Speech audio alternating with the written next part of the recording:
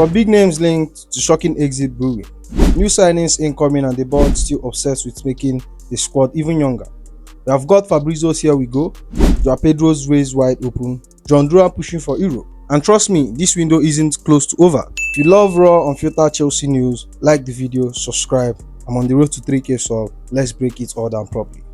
It's finally done. Jamie Bynoe-Gittin is a Chelsea player, and here is everything you need to know. Reliable Fabrizio Hawking break the news first, and now Fabrizio Romano has dropped the big one. Jamie Bynoe-Gittin to Chelsea, here we go. Deals agreed to club with Borussia Dortmund, contracted until 2032. Jamie Bynoe-Gittin, who always wanted Chelsea, understands his medical which took place tonight. Let's break this deal down properly. Behind the hype. Transfer fee estimated of £55 million. After Chelsea previous bids were rejected. Long-term contract runs until 2032. Player push for the move only wanted Chelsea despite Bayern Munich interest. Medical happening tonight, announcement imminent. Gittins, 20 years old, arrives as another part of this young but talented Chelsea rebuild. Last season for Dortmund, 49 appearances in all competition, 12 goals and 3 assists. Gittins isn't a finished product, let's be clear, but another potential buy. In Campo, not an established star. Look on paper, I like this player. Premier League profile, quick, aggressive winger, high ceiling, fits the system Maresca wants. But here is the reality, Gittin needs time. Not an instant game changer, he had injury setback previous season, his numbers decent but not elite yet. So we can't act like this is a proven top level addition. It's another long-term project. Now my final thoughts. Are Chelsea building something special or relying too heavily on young, unproven talents? Can Gittin step up in the Premier League? But now let's step out from the Gittin news. Let's move to Andrey Santos. The Andrey Santos situation at Chelsea is heating up. But here is why I'm telling you don't panic just yet. According to reliable Nizar Cancela, Andrey Santos is attracting significant interest after his quiet Club World Cup showing. He has made his official debut off the bench against AS Tunisia, but struggled for further minutes as the tournament progressed. And now the question about his future are starting to cycle. Let me break this one down properly. No agendas, just facts. Santos is only 21, competing with Enzo Fernandez and Caicedo, two of the best midfielders in the league. Chelsea are back in Champions League plus domestic cups, over 60 games next season. The club stance is simple. They want to keep him as a squad player, ease him in gradually, no pressure, develop him behind proven stars. But here is the thing. Report says Santos could push for an exit if minutes stay limited. Now hear me, this isn't a disaster situation. Santos knows he's behind Enzo Fernandez and Caicedo. He's getting integrated, this takes time. Young players have to fight for their place, that's football. But if the club thinks of selling him permanently, that's where I draw the line. Selling a top talent like Santos at this stage, after investing time and resources developing him, that would be a disgrace, plain and simple, and a reflection of the poor board management. Santos played majority of last season on loan at Strasbourg, 34 appearances, 11 goals and 4 assists, showed promise, physical growth, defensive maturity. Club World Cup debut off the bench against AS Tunisia. No start yet, but he's part of the travelling squad. His development curve is normal, patience is the key. The future of Nicolas Jackson and Noni Madueke is an open story this summer, but let's not panic just yet. According to trusted insider like Nizar Cancela, neither Jackson nor Madueke are considered untouchable at Chelsea. The club is listening to interest, but both will command significant fees. They are not being actively forced out. And then you have got Fabrizio Romano adding fuel to the fire. Noni Madueke is an open story this summer. I'm not saying he's for sale because he's an important player for Chelsea, part of the rotation for Maresca. But let's see what happens in terms of proposal. Arsenal is discussing him. Let me break this one down properly. Madueke, 23 years old, flashes of brilliance but inconsistent. Jackson, polarizing striker, raw potential but rough on the edges.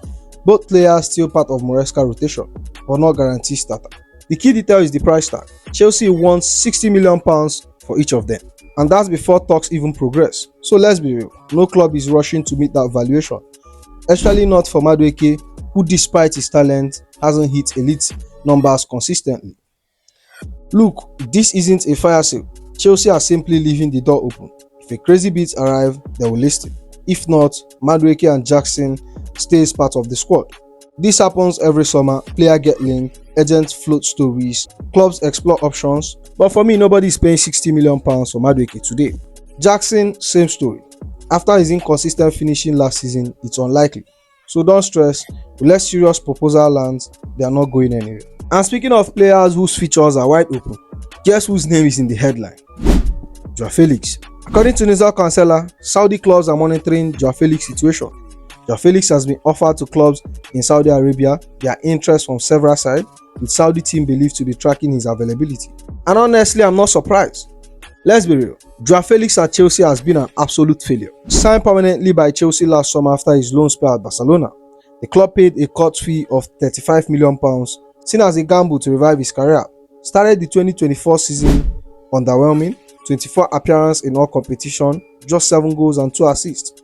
Fell down the pecking order behind Kopama, Nkunku, Renfit, and even younger talent. His loan move to AC Milan mid-season was supposed to fix things. It didn't. 21 appearances in Serie A, only 3 goals, inconsistent performance. Milan chose not to pursue a permanent deal. And now the Saudi club is cycling. And frankly, it might be the only realistic option. The João Felix project has failed, doesn't suit the intensity of English football, can't impact game consistently, wages are high, output is low. If Saudi clubs want him, Chelsea should be driving him to the airport. And when you think the board has finally learned from their mistakes, this latest update drops. According to a reliable insider, Nizar Kansela, senior sources has explained they are not afraid to make Chelsea squad even younger, and are not expecting to have a summer like 2022 or 2023. Let me translate that for you.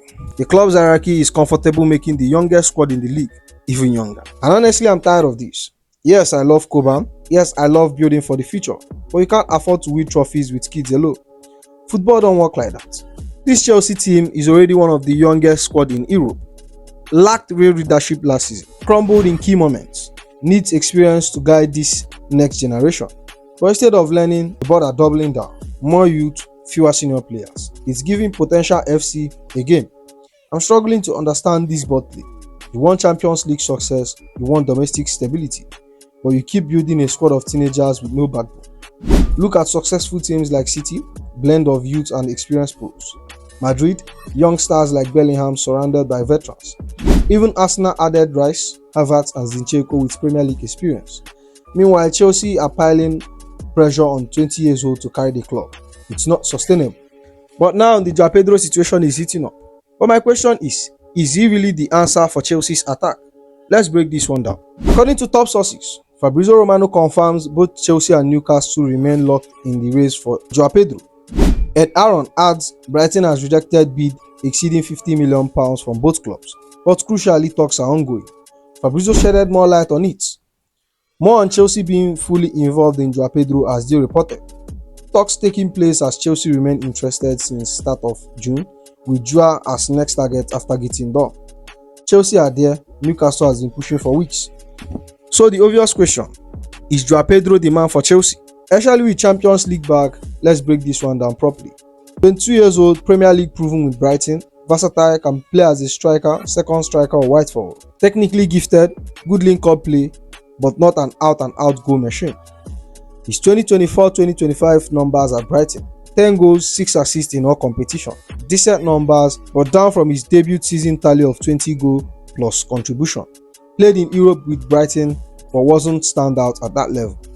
Let's be honest, decent player, but is that enough? Look, I won't sugarcoat it. João Pedro is Premier League ready, can fill multiple attacking roles, still young, room to improve. But this is Chelsea. We are competing in the Champions League. We need elite level proven goal scorers, not more potential projects. For £50 million, I expect more guaranteed output. And Newcastle being in the race only inflates the price. Brighton always demand top money. Well, it looks like Chelsea didn't waste any time. Despite all the doubts, João Pedro is officially happening. According to ever reliable David Ornstein, Chelsea have reached agreements with Brighton to sign João Pedro. A deal in excess of £50 million has been struck. Personal terms are in place on a contract until 2032. So after weeks of negotiation with Newcastle, also in the race, Chelsea got it done. Look, I've been honest from the start, I have doubts. But for £50 million, we need end product, consistency and Champions League level quality. He's a project, not a finished article. But the deal is done, so now we back him. So for me, it's a risk. Not the proven killer we need, but another gamble. Now hear me out. I know this name has been quite late, but Jhon Durán is back on the market, and I think Chelsea should keep an eye on this. According to trusted sources like Peletigo, Fenerbahçe are pushing to sign Jhon Durán with immediate effect. The 21-year-old striker from Al-Nassr is very open to returning to Europe and signing for Fenerbahçe. New sporting director Devin Uzmek is in Colombia for negotiation. Jose Mourinho wants him, and there has been direct talks between him and Durán. Let's break this one down properly. Remember, Chelsea were linked with him heavily during his Aston Villa days. 21 years old, big, powerful, aggressive striker. He was on fire for the first half of 2024-2025 season. 12 goals for Aston Villa in all competition before January. Then comes the surprise, signed by Al-Nassr in the Saudi League during the winter window. But fast forward just a few months, he's struggling for consistent minutes at Al-Nassr. Wants to come back to Europe already. Fenerbahçe is pushing to get it done. Mourinho is personally involved. Look, I'm not saying sign him permanently, but on a loan deal. Zero risks, potential upside. He's young, Premier League proven with flashes at Villa. Physical profile suits English football. Clearly hungry to prove himself after Saudi setback. And with Chelsea still exploring striker options, Osimhen expensive, Gyökeres complicated, why not consider a short-term loan for squad depth? Worst case scenario, it doesn't work, we send him back. Best case, he reignite the form we saw at Villa, solves part of our squad depth problem. And when you thought Axel Disasi's story at Chelsea is over, Juventus are cycling. According to untouchable, reliable source in Italy, Juventus have made new contact with Axel Disasi and his representative over a possible move from Chelsea.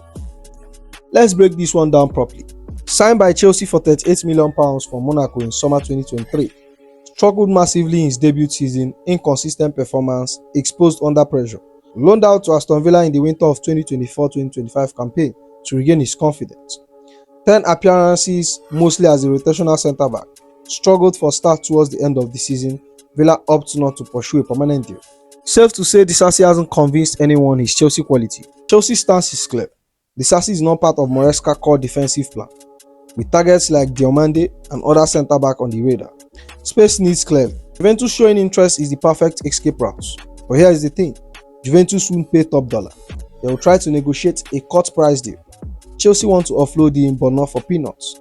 If it gets done, it's smart business, clear wages, and make space for upgrades. So that's the video here. I hope you enjoy it. Make sure you like, comment, and subscribe, and I'll see you in the next one. Bye.